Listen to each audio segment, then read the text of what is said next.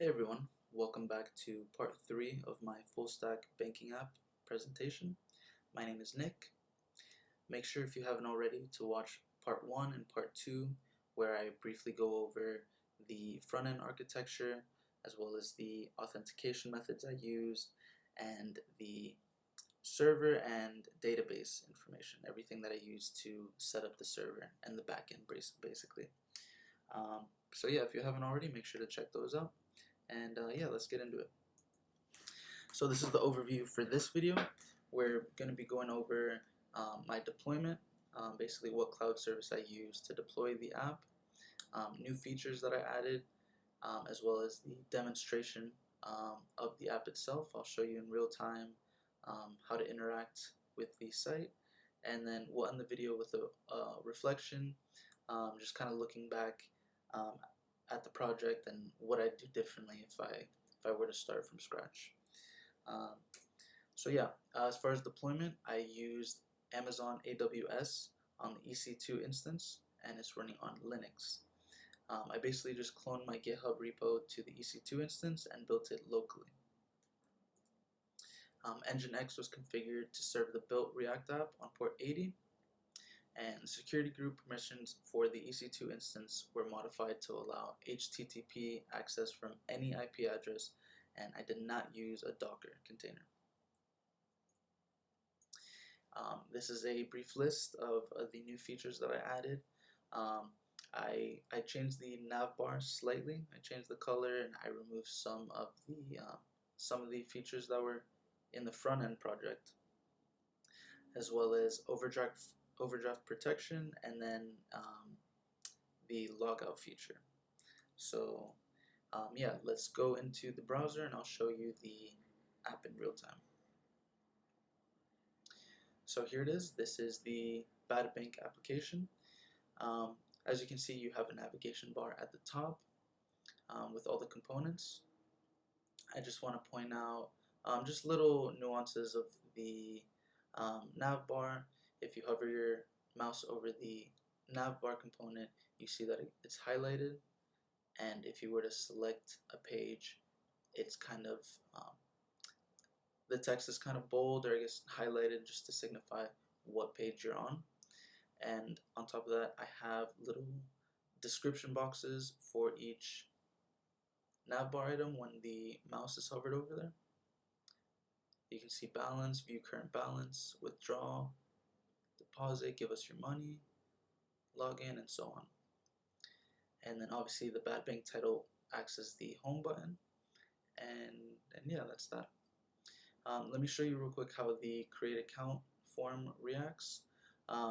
Basically, you just need 3 fields, or sorry, there are 3 required fields, so all these must be filled in. So you put in a name, email address. If you try to click create with one of them empty,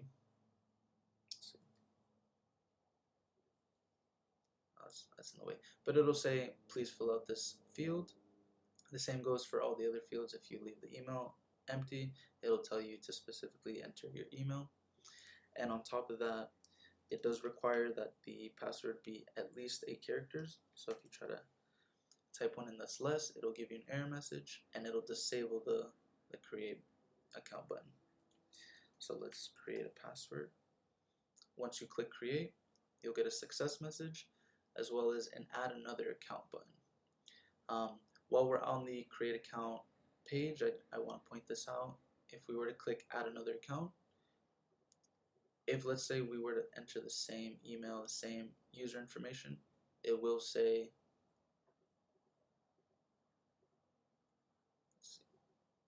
the supplied email is already in use. So this is just proof that we are storing data. There is a database holding the user's information so that they can log in. So that's basically a form of authentication and verification on the user side. So with that being said, let's log in.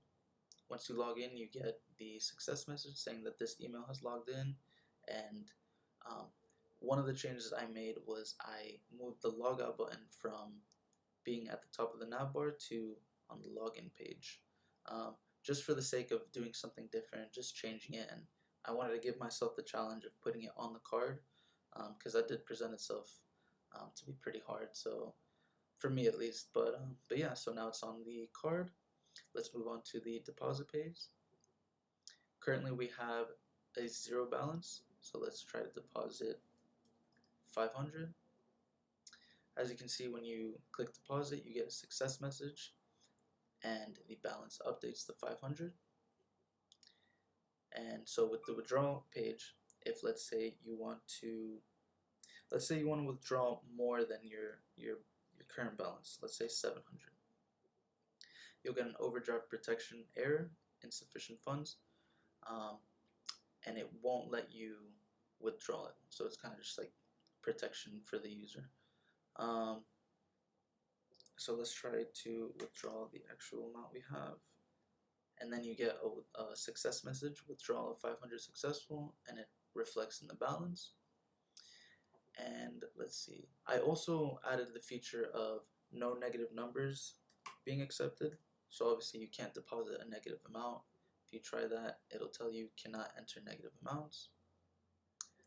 And the same thing with the withdrawal. It'll just say please enter a valid withdrawal amount.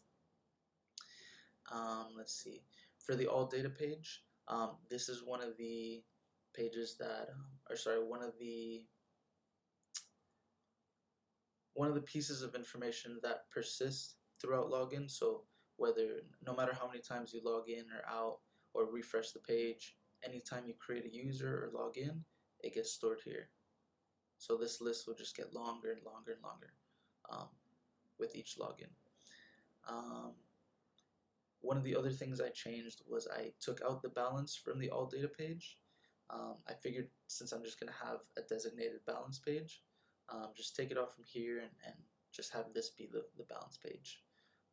That was one of the issues I had, where the balance would update, but it wouldn't update on the alt data.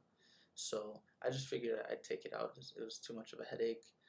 It probably wasn't that hard of a fix, but yeah, I was going to have a balance page anyway. So, and then that's basically it. That's the Bad Bank application. I'm trying to think if there's anything else. Yeah, that's about it for the demo. As you can see, if you don't add any information to the fields, the buttons are disabled. And yeah, that about wraps it up. We're going to go back to the PowerPoint, and I'll just go over just the reflection, just things I would do differently. The first thing I would implement would be more styling and just kind of my own personal taste. I definitely want to experiment more with Bootstrap. Maybe have like a background where the white background is. Just maybe add like more cards or just more styling. Do something more with the links. I definitely want to add other forms of authentication. So maybe signing in with a phone number, or maybe using your Apple ID, something like that. I think that would be really cool. On top of that, I'd really like to add a transfer/wire feature, where you can just basically send money to other accounts that you create, and have that persist throughout logins too. And yeah, overall, this was a very challenging project. I don't know if I said in the beginning of part 1, but I'm very, very new to coding. This is a whole new realm for me. But it was challenging in all the right ways. Very interesting. And yeah, I'm happy to kind of be at the end of the course and to be able to present this. I really, there was points where I didn't think I'd make it, or if I was cut out for it, but yeah, I'm happy to be on this journey. I'm happy to be always learning, and yeah. So I think I'm gonna wrap it up there. Thank you guys so much for watching the video, and I hope you have a great day.